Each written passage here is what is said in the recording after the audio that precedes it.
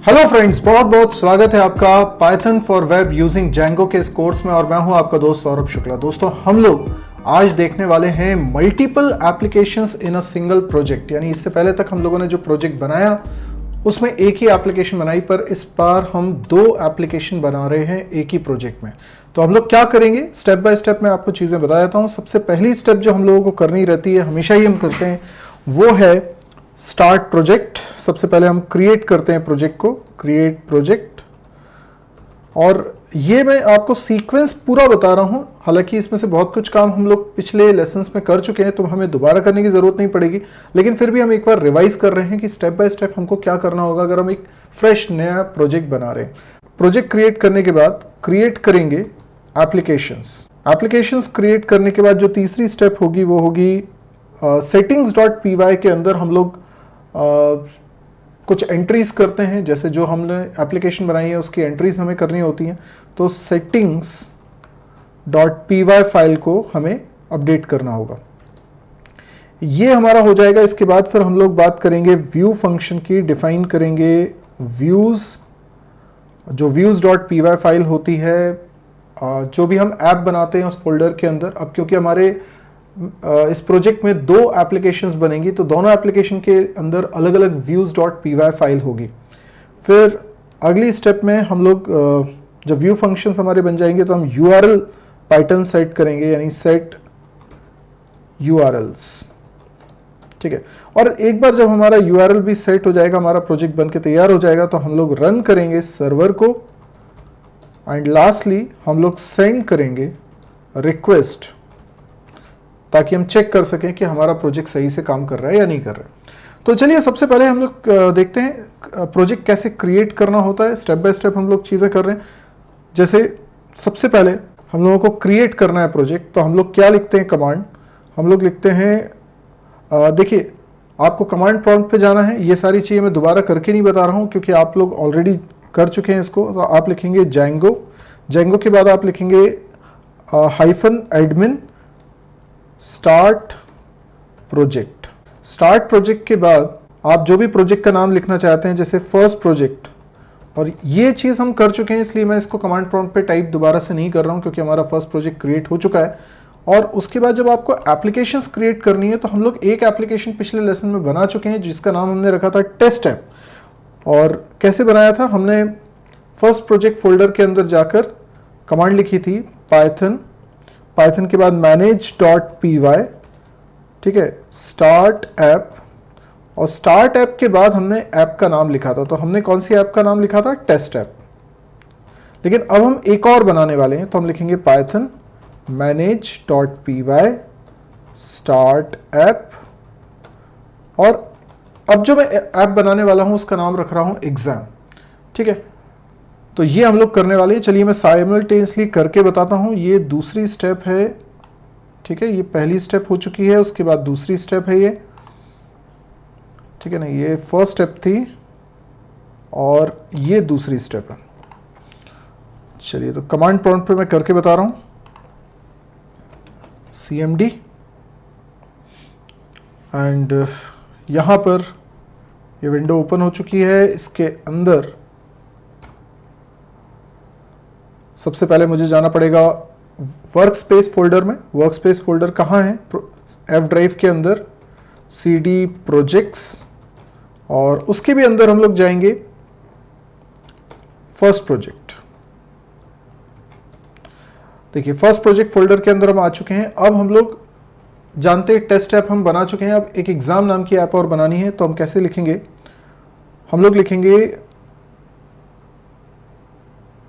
Python manage.py start app, और app का नाम हम रख रहे हैं एग्जाम। तो ये हमारी एक और ऐप बन के तैयार हो चुकी है और यही आज हम लोगों को करना था, लेकिन अब इसमें थोड़ी बहुत कोडिंग भी हम लोग करके देख लेते हैं। ठीक है, तो ये बन चुकी है। अब मैं आपको एक बार आइटम आईडी पे ये सारी चीज़ें दिखा देता हूँ। ये हमारा आइटम आईडी है, और अगर आप नोटिस करेंगे तो इसके लेफ्ट में जो ट्री व्यू है वहाँ पर आपको एग्ज़ाम नाम की ऐप भी दिखाई दे रही है। देखो, ये आपके प्रोजेक्ट्स फोल्डर के अंदर आपका फर्स्ट प्रोजेक्ट फोल्डर है और यही आपका प्रोजेक्ट था। इसके अंदर 3 फोल्डर्स बन चुके हैं। एक तो फर्स्ट प्रोजेक्ट नाम का ही फोल्डर बनेगा नो डाउट, और एक टेस्ट ऐप नाम का फोल्डर जो हम पिछले लेसन में कर चुके हैं, एक एप्लीकेशन बनाई थी और एक एप्लीकेशन आज बनाई एग्जाम नाम से, तो उसका फोल्डर है। और ऑब्वियसली इनके अंदर कई सारी फाइल्स हैं। अब उनको क्या करना है, हमें settings.py के अंदर चेंजेस करना है। तो settings.py के अंदर जाने के लिए settings.py कहाँ होती है, ये प्रोजेक्ट के नाम का ही जो इनर फोल्डर होता है फर्स्ट प्रोजेक्ट, उसके अंदर settings.py है। तो इसके अंदर अब मैं चेंजेस करने वाला हूँ। तो देखिए यहाँ पे टेस्ट ऐप को हम ऑलरेडी इंक्लूड कर चुके थे, एक एंट्री और हमको यहाँ पर करनी है, दैट इज एग्जाम, और यहाँ कॉमा लगाना मत भूलिएगा, दैट्स इट। तो ये हमारा एक और काम कंप्लीट हो चुका है। तो हमने तीसरी स्टेप भी कर ली है, ठीक है। तीसरी स्टेप थी settings.py के अंदर एंट्री करनी, ये हमारी तीसरी स्टेप भी कंप्लीट हो चुकी है। अब बारी है चौथी स्टेप की, जिसमें हम डिफाइन करने वाले हैं व्यूज। और आपको याद होना चाहिए कि हम लोग ऑलरेडी views.py जो टेस्ट ऐप के अंदर है उसके अंदर कुछ कोडिंग कर चुके हैं। हमने वहाँ पे एक ग्रीटिंग नाम का फंक्शन बनाया हुआ था। इसके अलावा हमने वहाँ पे शो कॉन्टैक्ट और अबाउट नाम का भी पेज बनाया हुआ था, फंक्शन बनाया हुआ था। तो मैं आपको याद दिला देता हूँ एक बार, views.py ऑफ टेस्ट ऐप, इसके अंदर आप एक तो बना चुके हो ग्रीटिंग फंक्शन, ठीक है, ग्रीटिंग फंक्शन बनाया था। दूसरा आपने बनाया था अबाउट फंक्शन, और तीसरा आपने बनाया था एक और फंक्शन क्या था, शो कॉन्टैक्ट, ठीक है। ये 3 फंक्शंस आपने बनाए थे। अब मैं क्या कह रहा हूं कि views.py ऑफ एग्जाम ऐप, इसके अंदर भी कुछ फंक्शंस बनाओ, ठीक है। इसके अंदर हम कौन से फंक्शंस बनाते, 2 बना लेते हैं। एक बनाते हैं शो टेस्ट, और एक और फंक्शन हम लोग यहां बनाएंगे शो रिजल्ट। ये 2 फंक्शन हमको बनाने, 3 पहले ही हम बना चुके हैं। और आपको मालूम होना चाहिए ग्रीटिंग जो था वो हमारा लैंडिंग पेज था, और अबाउट और शो कॉन्टैक्ट थे।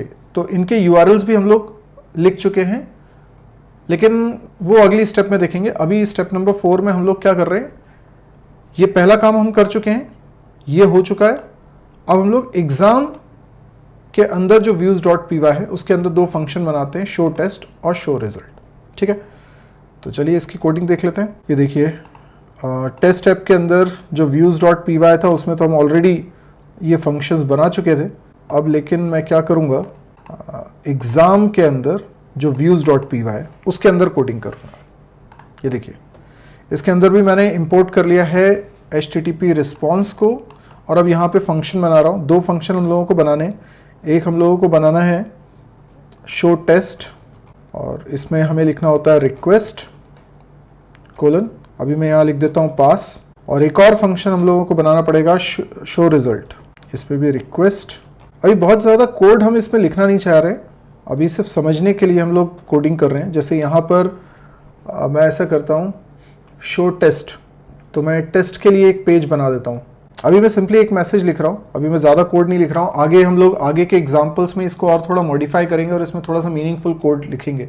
अभी फ़िलहाल मैं क्या करने वाला हूँ, अभी यहाँ पर लिख देता हूँ H1 this is show test page. ये मैसेज आ जाएगा तो हमको ये कंफर्म हो जाएगा कि ये फंक्शन चला है। तो यहाँ लिख देते हैं रिटर्न HTTP रिस्पॉन्स S, ठीक है। और इसी तरीके से यहाँ पर भी हम लोग लिखेंगे, सेम कोड मैं कॉपी कर रहा हूँ, सिर्फ मैसेज थोड़ा सा चेंज कर देंगे हम लोग। यहाँ पे लिख देंगे show result page, show result page. ये 2 फंक्शंस हम लोगों ने बना लिए। अब हमको क्या करना है, अब हमें यूआरएल्स में चेंजेस करने हैं। हमें स्टेप नंबर 5 करनी है। What is step number 5? Set URLs. अभी यूआरएल सेट करने का तरीका क्या होगा कि हम लोगों को urls.py के अंदर 3 यूआरएल्स जो कि ऑलरेडी सेट थे, उसके अलावा 2 और यूआरएल सेट करने इन 2 नए फंक्शंस के लिए। आपको याद होना चाहिए कि जो ग्रीटिंग फंक्शन था वो लैंडिंग पेज पे चल रहा था, यानी कि लोकल होस्ट कोलन 8000। सिर्फ इतना अगर मैं लिखूंगा तो ग्रीटिंग पेज ओपन होना चाहिए। Local host colon 8000 slash about लिखेंगे तो अबाउट वाला फंक्शन चलना चाहिए। Local host colon 8000 contact. तो ये वाला शो कॉन्टैक्ट वाला फंक्शन चलना चाहिए। तो ये तो ऑलरेडी बना हुआ है। अभी इसको मैं एक बार दिखा देता हूं। जो हमारा फर्स्ट प्रोजेक्ट फोल्डर है उसके अंदर जो urls.py है, अगर हम उसको ओपन करके देखें तो उसके अंदर हम लोगों ने ये URL लिखे हुए हैं। देखिए, अबाउट के लिए है, कॉन्टैक्ट के लिए है और लैंडिंग पेज भी है। ये एडमिन वाला जो है ये हमने नहीं लिखा था, पहले से लिखा हुआ है और इसको आप हटा भी सकते हो। मैंने पहले भी ये बात बताई है, पर आप लिखे रहने दो तो उससे कोई नुकसान नहीं है। अभी हम लोगों को दो और URL लिखने हैं, एक शो रिजल्ट के लिए और एक शो टेस्ट के लिए। तो हम लोग क्या चाहेंगे, हम लोग चाहेंगे जब लोकल होस्ट कोलन 8000 टेस्ट अगर ऐसा लिखा हुआ है तो ये शो टेस्ट फंक्शन कॉल हो जाए, और लोकल होस्ट कोलन 8000 अगर रिजल्ट ऐसा लिखा जाए तो शो रिजल्ट फंक्शन मैप हो जाए। अभी देखिए कुछ चैलेंजेस आएंगे, हम उसको समझते हैं। यहां पर हमको कैसे लिखना पड़ेगा। अभी आपने क्या किया, आपने एक और यहां पर पाथ जोड़ दिया। ये पाथ फंक्शन के अंदर हम लोगों ने लिखा टेस्ट। ओके, तो हम लोग क्या चाहते हैं कि यहां पे लिखें व्यूज डॉट शो टेस्ट। अब जो मैं आपको बता रहा हूं बहुत ध्यान सुनिएगा, क्योंकि यहां पर हम लोग गड़बड़ कर सकते हैं। आप यहां पर यह समझिए कि हम कह रहे हैं कि अगर लोकल होस्ट कोलन 8000/टेस्ट लिखा जाए तो शो टेस्ट फंक्शन कॉल हो जाए। कौन सा शो टेस्ट फंक्शन, जो व्यूज के अंदर है। बट व्यूज के अंदर शो टेस्ट नहीं है। अभी आप कहेंगे नहीं नहीं, हमने व्यूज के अंदर शो टेस्ट लिखा है, अभी अभी हमने व्यूज के अंदर शो टेस्ट लिखा है, बिल्कुल लिखा है, लेकिन वो एग्जाम एप्लीकेशन के views.py में लिखा है। और जब आप URLs में लिख रहे हैं views.showTest, तो यहां पर व्यूज का मतलब एग्जाम एप्लीकेशन वाले व्यूज से नहीं है, बल्कि टेस्ट ऐप वाले व्यूज से है। क्योंकि यहां पर जो हमने ऊपर इंपोर्ट स्टेटमेंट लिखा हुआ है, from test app import views, मतलब वो वाला व्यूज जो टेस्ट ऐप पैकेज में है। आप जानते हैं views.py क्या है, मॉड्यूल का नाम। अब ये मॉड्यूल एग्जाम ऐप के अंदर भी है और टेस्ट ऐप के अंदर भी है। तो अगर आप यहां पर व्यूज लिख रहे हैं तो वो बाय डिफॉल्ट टेस्ट ऐप के अंदर है, क्योंकि आपका ऊपर इंपोर्ट स्टेटमेंट इसी तरीके से कि वो व्यूज जो टेस्ट ऐप पैकेज के अंदर है। लेकिन अगर आप यहां पर एक और लाइन लिख दें, फ्रॉम एग्जाम ऐप के अंदर से इंपोर्ट व्यूज, ठीक है। अब क्या प्रॉब्लम हो गई है कि टेस्ट ऐप के अंदर भी व्यूज है और एग्जाम के अंदर भी व्यूज है। आपने कर लिया दोनों का इंपोर्ट, ठीक है। अब व्यूज जब आप लिख रहे हो यहां पर, तो ये कैसे पता चलेगा कि ये टेस्ट ऐप वाला व्यूज है या एग्जाम वाला व्यूज है। ये एक्चुअल में एग्जाम वाला व्यूज माना जाएगा, क्योंकि बाद वाली लाइन जो लिखी है उसी का इफेक्ट रहेगा। लेकिन फिर प्रॉब्लम क्या हो जाएगी, शो टेस्ट तो सही चल जाएगा, पर ये जो अबाउट था या शो कॉन्टैक्ट था या ग्रीटिंग था, ये नहीं चलेगा, क्योंकि ये आपको एग्जाम एप्लीकेशन के व्यूज में नहीं मिलेगा। तो ऐसे में ये हो गया नेम कॉन्फ्लिक्ट। और इस नेम कॉन्फ्लिक्ट को अगर आप इससे बचना चाहते हो तो आप यहां पर लिखो एज से हम उसका ऑल्टरनेटिव नेम बना लेते हैं। जैसे मैं यहां पे बना ले रहा हूं इसका टेस्ट ऐप अंडरस्कोर व्यूज, यहां पे लिख लेता हूं एज एग्जाम अंडरस्कोर व्यूज।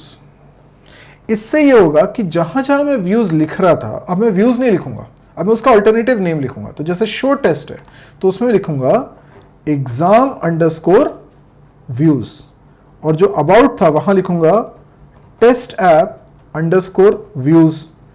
इसी तरीके से शो कॉन्टैक्ट में लिखूंगा टेस्ट ऐप अंडरस्कोर व्यूज, और ग्रीटिंग में भी हम लिखेंगे टेस्ट ऐप अंडरस्कोर व्यूज। और एक और हमें एंट्री करनी थी पाथ, इसके अंदर हमें लिखना था रिजल्ट,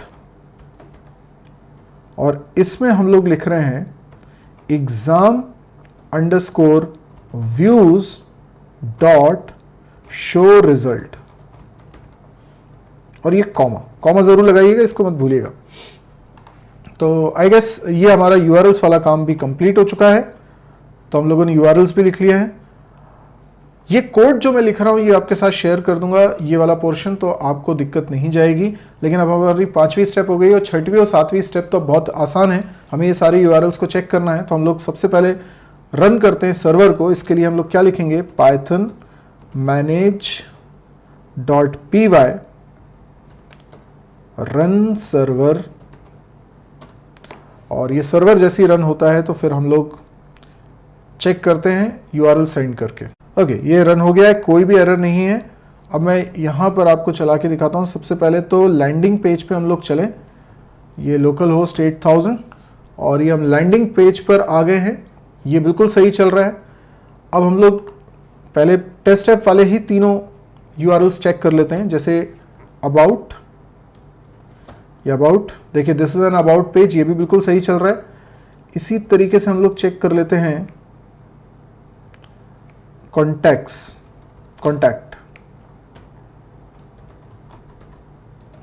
ओके, कॉन्टैक्ट पेज भी चल रहा है। यानी टेस्ट ऐप वाले जो तीनों थे वो तो चल ही रहे। अब एग्जाम वाले हमें चेक करना है। एग्जाम में क्या था, टेस्ट था एक और एक रिजल्ट था। तो पहले टेस्ट वाला देखते हैं। टेस्ट, अब देखिए this is show test page, बिल्कुल सही चल रहा है। इसी तरीके से result, okay, this is show result page, यानी 100% बिल्कुल सही चल रहा है।